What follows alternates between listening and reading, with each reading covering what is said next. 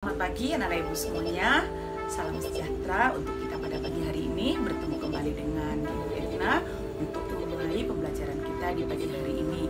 Ibu tetap selalu mengingatkan kepada kalian untuk memulai segala sesuatu dengan berdoa terlebih dahulu ya. Ibu yakin kalian sudah melakukannya di pagi hari ini. Anak-anakku sekalian, materi kita pada pagi hari ini masih berkaitan tentang struktur dan fungsi pada tumbuhan.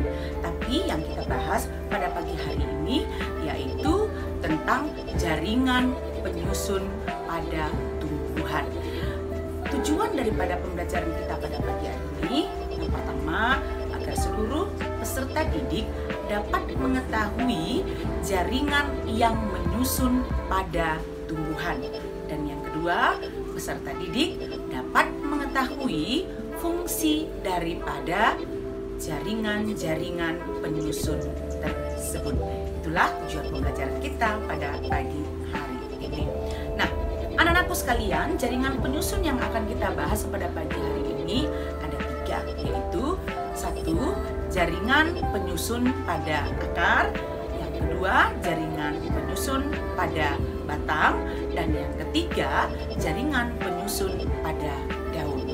Nah, secara umum jaringan penyusun pada tumbuhan itu terdiri dari jaringan meristem, jaringan epidermis, jaringan parenkim, jaringan penyokong atau sering disebut juga dengan jaringan kolenkim dan sklerenkim, dan yang terakhir yaitu jaringan pengangkut yaitu silem dan floem.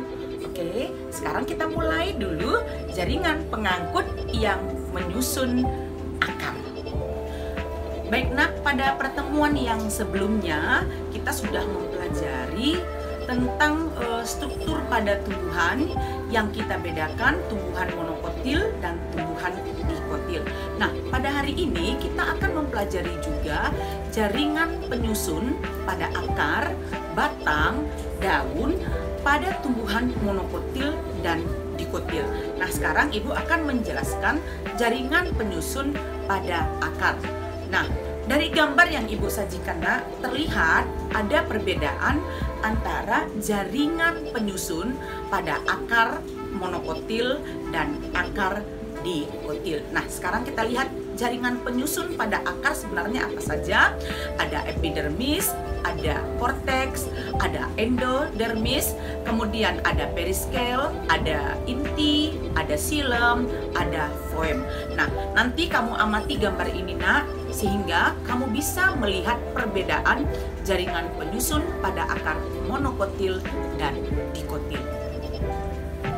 Oke, baik nak, yang kedua yaitu jaringan penyusun pada batang.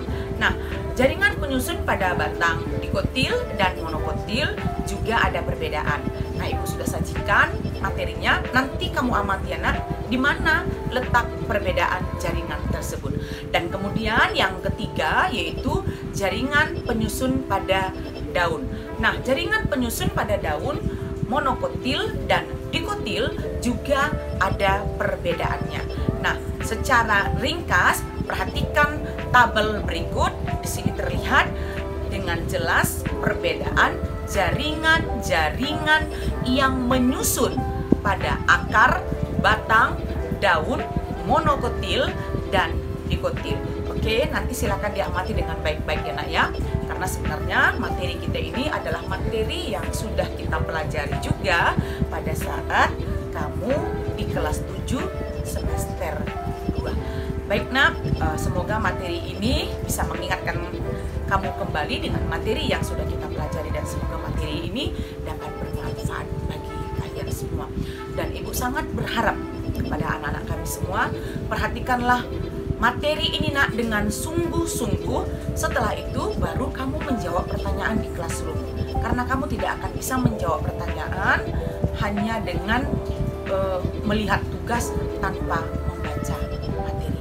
Oke, ini saja materi yang Ibu sampaikan. Semoga ini dapat berguna ya nak ya, dan bermanfaat.